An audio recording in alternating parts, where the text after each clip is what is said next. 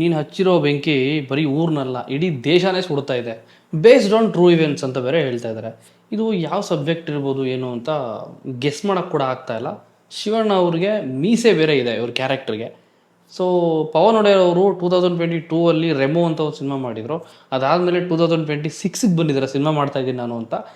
Because shooting ಎಲ್ಲ ಮುಗ್ದೋಗಿದೆ ಅಂತ ಅನ್ಕೋತೀನಿ. ಯಾಕೆಂತಂದರೆ ರಿಲೀಸ್ ಬಂದ್ಬಿಟ್ಟು ಈ ವರ್ಷ ವರಮಹಾಲಕ್ಷ್ಮಿ ಹಬ್ಬಕ್ಕೆ ರಿಲೀಸ್ ಮಾಡ್ತೀನಿ ಅಂತ ಅನೌನ್ಸ್ಮೆಂಟ್ ಈ ಟೀಸರಲ್ಲೇ ಇದೆ. ಅಂದರೆ ಇನ್ನು 3 ತಿಂಗಳಿದೆ, ಓವರಾಲ್ ಇನ್ನು 3 ತಿಂಗಳು, ಅಂದರೆ ಆಗಸ್ಟಲ್ಲಿ ಬರುತ್ತೆ ವರಮಹಾಲಕ್ಷ್ಮಿ ಹಬ್ಬ.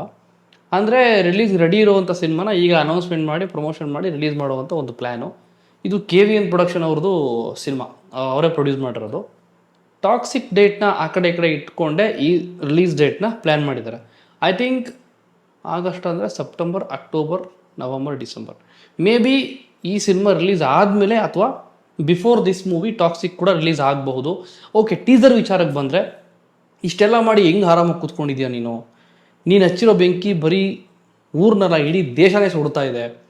ಈ ಥರದ ಡೈಲಾಗ್ಸ್ ಅಂತಂದರೆ ಶಿವಣ್ಣ ಅವ್ರದ್ದು ಔಟ್ ಆ್ಯಂಡ್ ಔಟ್ ಮಾಸ್ ಇರುತ್ತೆ, ಇಲ್ಲ ಕ್ಲಾಸ್ ಇರುತ್ತೆ, ಇಲ್ಲ ಡೈಲಾಗ್ಸ್ ಇರುತ್ತೆ. ಅವ್ರದ್ದೇ ಆದಂಥ ಮ್ಯಾನರಿಸಮ್ನ ಸ್ಕ್ರೀನ್ ಮೇಲೆ ಪ್ರೊಜೆಕ್ಟ್ ಮಾಡೋದಕ್ಕೆ ಎಲ್ಲ ಡೈರೆಕ್ಟರ್ಗಳು ತುಂಬ ಎಫರ್ಟ್ ಹಾಕಿರ್ತಾರೆ. ಆಮೇಲೆ ಶಿವಣ್ಣ ಅವರು ಕೂಡ ತುಂಬ ಸಿಂಪಲ್. ಒಂದು ಆ್ಯಕ್ಟಿಂಗ್ ಅಂತ ಬಂದಾಗ, ಒಂದು ಸಬ್ಜೆಕ್ಟ್ ವೈಸ್ ಏನೋ ಹೇಳ್ತಾ ಇದ್ದಾರೆ ಅಂತ ಬಂದಾಗ ಶಿವಣ್ಣ ಅವ್ರನ್ನ ಚೆನ್ನಾಗಿ ಯೂಸ್ ಮಾಡ್ಕೊಳ್ಳುವಂಥ ಡೈರೆಕ್ಟರ್ಗಳು ಬೇಕು. ಅದರಲ್ಲಿ ಒನ್ ಆಫ್ ದ ಡೈರೆಕ್ಟರ್ ಅಂತಂದರೆ ಪವನ್ ಒಡೆಯರು. ಅಪ್ಪು ಸರ್ಗೆ ಸಿನಿಮಾ ಮಾಡಿದ್ದಾರೆ, ಅದಾದಮೇಲೆ ಯಶ್ ಅವ್ರಿಗೆ ಮಾಡಿದ್ದಾರೆ, ಅದಾದಮೇಲೆ ಸಾಕಷ್ಟು ಜನಕ್ಕೆ ಮಾಡಿದ್ದಾರೆ. ಡೊಳ್ಳು ಅನ್ನೋ ಒಂದು ಸಿನಿಮಾ ಬಂದು ನ್ಯಾಷನಲ್ ಅವಾರ್ಡ್ ಕೂಡ ಪಡ್ಕೊಂಡಿತ್ತು. Mahesh Karthik, Bigg Boss winner season 10ರ Bigg Boss winner Mahesh Karthik ಅವರು ಆ ಡೊಳ್ಳು ಅನ್ನೋ ಸಿನಿಮಾದ ಹೀರೋ ಆಗಿ ಮಾಡಿದರು. ಸೊ ಇಷ್ಟು ಇವರ ಬ್ಯಾಕ್ಗ್ರೌಂಡು. ನಿಮಗೆ ಗೊತ್ತು ಪವನ್ ಒಡೆಯರ್ ಅವರು ಯಾವ್ಯಾವ ಥರ ಸಿನಿಮಾ ಮಾಡಿದ್ದಾರೆ, ಕನ್ನಡ ಜನಕ್ಕೆ ಎಷ್ಟು ಪರಿಚಯ ಆಗಿದ್ದಾರೆ ಅವರು ಅಂತ. ಅವರು ಈ ಥರದ್ದು ಬೇಸ್ಡ್ ಆನ್ ಟ್ರೂ ಇವೆಂಟ್ಸ್ ಅಂತ ಒಂದು ಸಿನಿಮಾ ಮಾಡ್ತಿದ್ದಾರೆ ಅಂತಂದರೆ ನನಗಂತೂ ಇಂಟ್ರೆಸ್ಟಿಂಗ್ ಆಗಿದೆ. ನಿಮಗೆ ಅನ್ನಿಸ್ತು ಕಮೆಂಟ್ ಮಾಡಿ. ಟೀಸರ್ ನೋಡಿಲ್ಲ ಅಂತಂದರೆ teaser link will be in description, ಒಂದ್ಸರಿ ಹೋಗಿ. And all the best KVN production. Narayan ಸರ್ಗೆ ನಾನು ವಿಶ್ ಮಾಡ್ತೀನಿ. ಆ್ಯಂಡ್ ಅವರು ಮಾಡ್ತಿರುವಂಥ ಪ್ರಯತ್ನಗಳು, ಅಟೆಂಪ್ಟು, ಒಂದು ಸಿನಿಮಾ ವಿಚಾರ ಅಂತ ಬಂದಾಗ ಅವರ ಒಂದು ಉತ್ಸಾಹ ಯಾವತ್ತೂ ಕಡಿಮೆ ಆಗದೇ ಇರಲಿ. ಆ್ಯಂಡ್ ಅವ್ರ ಪ್ರೊಡಕ್ಷನ್ ಹೌಸ್ ವ್ಯಾಲ್ಯೂ ಇನ್ನೂ ಎತ್ತರಕ್ಕೆ ಹೋಗಲಿ.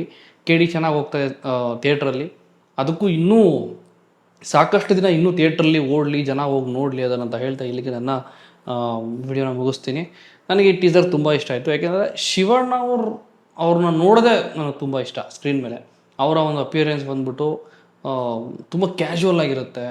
ಕ್ಯಾಶುವಲ್ ಆಗಿಯೇ ತುಂಬ ಔಟ್ ಆ್ಯಂಡ್ ಔಟ್ ಮಾಸ್ ಅಥವಾ ಕ್ಲಾಸ್ ಅಥವಾ ಆ್ಯಕ್ಷನ್ ಏನು ಬೇಕಾದ್ರೂ ಮಾಡೋಕ್ಕೆ ರೆಡಿ ಶಿವಣ್ಣ ಅವರು.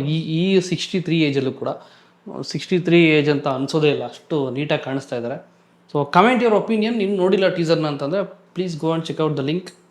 ಮತ್ತು ಸಿಗ್ತೀನಿ ಒಂದು ವಿಡಿಯೋದಲ್ಲಿ. Thank you, bye.